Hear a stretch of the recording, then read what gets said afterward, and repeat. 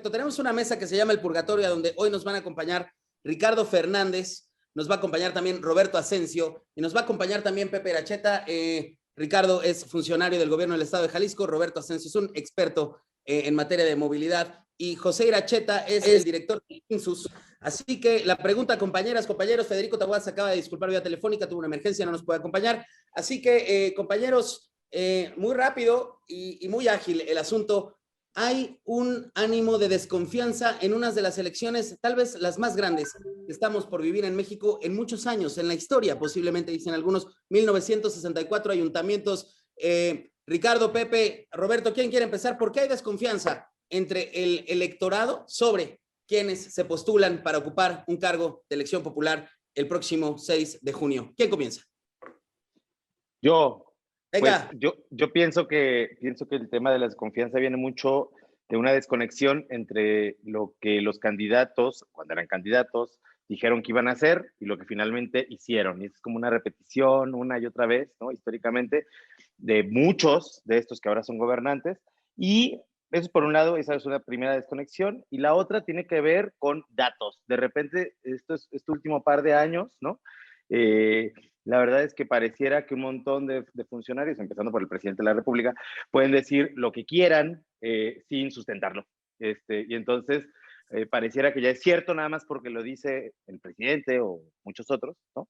Y pues de ahí se genera una desconfianza. Esto la verdad es que me parece que es algo bastante generalizado en muchísimos funcionarios públicos en la actualidad. Roberto, ¿por qué hay desconfianza? ¿Pero por qué seguimos confiando en ellos? Más o menos el 45, 50, 60% de la gente sigue votando. ¿Por qué? Yo creo que también tenemos el tema de las lealtades partidistas. Muchas veces sentimos que hay que ir, ¿no?, en línea. Nos mandan muchas veces este mensaje de vota toda la planilla por este partido, en lugar de mandar el mensaje de, bueno, se vale ir viendo cada tipo de voto que vas a efectuar y irlo separando, irlo dividiendo, ir balanceando el poder. Yo creo que en México, desafortunadamente, afortunadamente para algunos, desafortunadamente para muchos, esta afiliación partidista sigue siendo importantísima. Sí. Gracias. Pepe, adelante, bienvenido. Estás en mute, mi hermano. Ahí estás. Sí. Hola, Jonás, hola a todos. Hijo, estamos en una época muy compleja. Llevamos ya varios años en donde el tema que discutimos todos los días es el de las fake news. Ya lo decía muy bien, no me acuerdo quién lo dijo hace un minuto, pero Ricardo, estamos como que ya perdiendo esa costumbre de buscar argumentos realmente y simplemente reaccionamos a cosas que de repente nos aparecen, sobre todo a través de redes sociales. Y eso realmente es una lástima porque le ha bajado muchísimo el nivel al discurso político y al final caemos en esta famosísima frase de que la democracia es el peor sistema político que tenemos, con excepción de todos los demás. La democracia realmente se ha convertido o los candidatos, mejor dicho, y candidatas, llegan a donde están porque son famosos, porque hicieron algo. Tenemos gente que no necesariamente tiene la formación o la experiencia o la capacidad para ser realmente tomadores de decisiones, pero es gente famosa y que por lo tanto jala gente en elecciones. Y creo que buena parte del problema y de esta desconfianza estructural viene justamente de los incentivos que están puestos en el propio sistema político democrático, que además el caso de México es un sistema realmente muy débil, ¿no? Llevamos ya un par de décadas, un poco más, con una supuesta democracia, pero realmente vemos poco cambio en la calidad de vida de las personas. Entonces, creo que... Claro, pero sí. Adelante, Ricardo. No, yo le digo, sí tiene un poco razón, claro, en este tema de que ahora, sobre todo con este tema de las redes sociales, todo el mundo puede decir lo que opina, ¿no? Estamos inmersos en un montón de opiniones, pero definitivamente sí creo que hay una carencia de funcionarios públicos de reconocer hechos, ¿no? En el caso nada más de la efectividad de las fotomultas para reducir las muertes viales en los incidentes de tráfico en la Ciudad de México, la verdad es que seguimos escuchando opiniones hasta de la jefa de gobierno, que ella opina que esas cosas no sirven. Este, cuando los datos muestran que hay más muertos en las calles, a pesar de que hubo menos gente moviéndose el año pasado. O sea, digo, un poco para regresarlo a los temas urbanos, que es el tema de esta mesa, ¿no? Oye, Karina, decíamos cuando estábamos platicando sobre esta mesa que otra pregunta sería, ¿qué le podríamos pedir a los candidatos de tantas ciudades, de tantos estados, al Congreso, para tratar de recuperar algún poco de confianza en ellos, en sus dichos, en estos dichos no sustentados? Karina, ¿qué les pedirías tú? Y cuéntale algo a la mesa. Participa, por favor. Te escuchamos. Yo sobre todo les pediría que se comprometan con sus promesas de campaña, ¿no? O sea, pero ¿cómo lo hacemos? Porque no está fácil que se comprometan. Pues es justamente lo que tenemos que discutir, porque, o sea, puede haber organismos autónomos que le den seguimiento a las promesas de campaña, pero no hay un mecanismo legal que diga, oye, no cumpliste, hermano, y entonces, por lo tanto, tienes una multa de este tamaño, o qué tendría que suceder con esos candidatos que no cumplen lo que prometen. O sea, es Roberto, justamente el caso que viene a perjudicar cada una de las votaciones que sucede, incluso por la continuidad, ¿no? Estamos o sea, fritos, yo me Roberto. comprometí a algo y continúo y no estoy haciendo lo que yo me prometí. Venga, Roberto, a ver, ¿estamos pelas? No, definitivamente no. Y digo, Bueno. quería agregar una cosa más que es un tema nuevo, regresando al tema de las redes sociales rápidamente. La cantidad de información que se comparte vía WhatsApp, que creo que es un tema que lo hemos hablado mucho. Digo, yo lo he visto últimamente, he convivido mucho con mi mamá y la información que le llega a ella es completamente falsa, que hace falta solamente meterte a internet, buscar.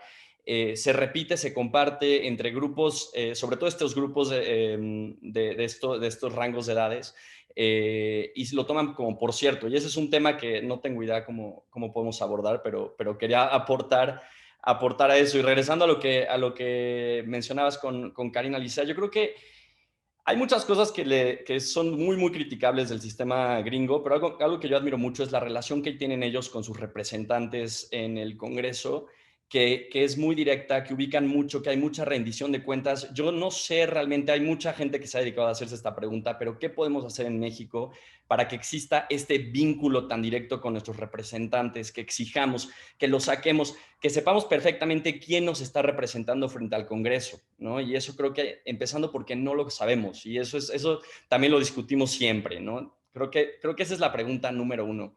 Gracias, Roberto. Pepe, pues, ¿cómo le hacemos, mi hermano? Porque no está fácil, la verdad, lograr que quien promete se comprometa. Dicen que prometer no empobrece, y pues vaya que es verdad en este país. ¿Cómo podríamos pensar, Pepe, que obtendríamos un poquito más de verdad en este torrente de promesas que a veces son incumplidas? Complejísimo, Jonás. Yo creo que la clave está en la transparencia y en la rendición de cuentas. Venga. Si tenemos una sociedad civil fuerte, que tiene la capacidad de marcarle el paso a todos los políticos, de decir, señor, señora, usted dijo tal y está haciendo tal, y tenemos la evidencia, y sobre todo si tenemos esa capacidad de diálogo, pero sobre todo de debate, y de debate informado. No se trata solamente de opinar, Sí. ¿no? Como bien lo decía Ricardo, o sea, no es un tema de opinión, es un tema de debate, y el debate por definición requiere información, requiere evidencia, requiere argumentos. Entonces, si tuviéramos un sistema mucho más robusto de pesos y contrapesos, entonces creo que podríamos llamar a rendir cuentas, no solo a los funcionarios públicos, también, pero sobre todo a los políticos que, como el viejo chiste, ¿no? Estás en el cielo porque estás en campaña y de repente te das cuenta que en realidad estás en el infierno porque ya tomaste posesión. Las cosas no deberían ser así, pero creo que la tradición en México, tristemente, bueno, no solo en México, en muchos lugares, pero hablando de México, la tradición tristemente es que no tenemos una rendición de cuentas auténtica. Tenemos algo de transparencia, tenemos algo de acceso a la información, pero no llegamos a la rendición de cuentas, que es debatir sobre qué toman las Oye, continuando un poquito con lo que acabas de decir, que la verdad me gustó mucho esto de equilibrar fuerzas. Actualmente, ¿qué preferimos? ¿Que Morena se afiance en el poder o que se equilibren las fuerzas políticas? ¿Cómo ven esto, chicos? Venga, No, pues Ricardo. yo definitivamente prefiero que se equilibren las fuerzas políticas, porque justamente hablando de estas instituciones, de los pesos y contrapesos que mencionan, lo mencionó Miguel Treviño, ya lo menciona ahora Pepe, que son tan necesarios para la democracia, pues sí hay como algunas ideas que están por ahí, ¿no? De eliminar estas instituciones desde el Ejecutivo Federal. Entonces, pues la verdad es que sí me parece que tendríamos que estar buscando el equilibrio de las decisiones que está tomando el Ejecutivo Federal y que en este momento pasan, bueno, así, como si le hubiéramos puesto manteca al suelo. Roberto. Sí, como que se desdibujó la diferencia entre el ejecutivo y el legislativo de alguna manera y eso no nos conviene. Entonces yo coincido también con Ricardo.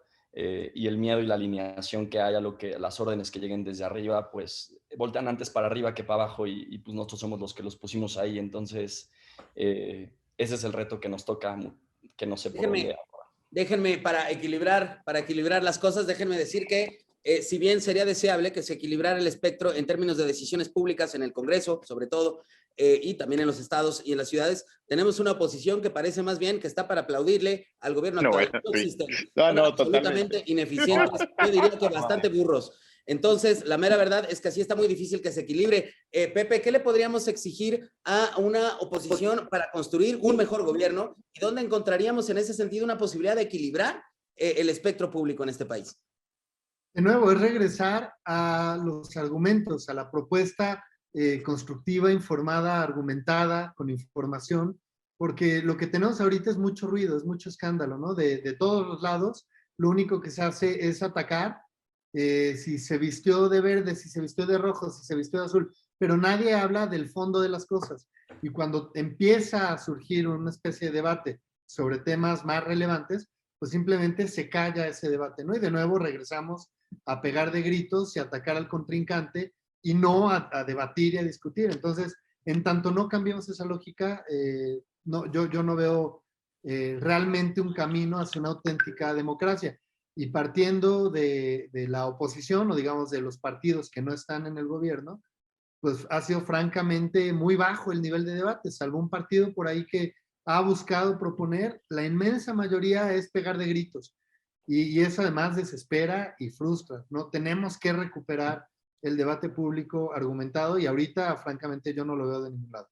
No, si la esperanza que tenemos es a un junior recorriendo el país por primera vez, pero lo quiere gobernar, está difícil, colegas, está difícil equilibrar, está difícil que nos podamos tener un poquito de equilibrio en el Congreso, en los estados, en las ciudades, pero ojalá que haya una elección donde todos podamos... No, totalmente, Jonás, pero pues Venga. digo, o sea, la oposición esa ideal que tenemos en la cabeza, pues para estas elecciones no va a existir. La verdad es que... Tenemos hoy un presidente que fue un gran opositor, ¿eh?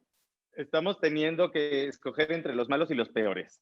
Y de entre de esos, que están en todos lados, ¿no? En la oposición y en el poder actual, pues la verdad es que si yo tuviera que elegir entre malos y peores, pero que algunos hacen contrapeso, pues definitivamente me quedo con lo segundo. Sin duda. No, además creo que en la experiencia de México como país sí hemos tenido equilibrios de repente en grandes partes de la historia y no necesariamente con excelentes resultados. No necesariamente es que haya un balance en las cámaras, es más que eso. Yo creo que tiene que ver con lo del tema de participación ciudadana, tiene que ver también con que la ciudadanía entienda más los procesos. Sí, totalmente. Es mucho más que eso, ¿no? Y hay un mensaje que no podemos desescuchar o desoír, ¿eh? Hubo más de 32 millones de personas que votaron por las cosas como están ahora y no parece que vayan a votar diferente. Algo ocurrió antes, que esta fue la elección de la mayoría y ese es el reto como sociedad y ese es el reto como clase política. Muchas gracias, Roberto, Feliz Fernández, Karina Licea, José Iracheta. Gracias a todas y a todos ustedes por acompañarnos esta noche en La Ciudad y sus Demonios. El próximo miércoles, ahora sí, no se crean que lo de Ricardo Rafael fue un montaje, porque ya ven que están de moda.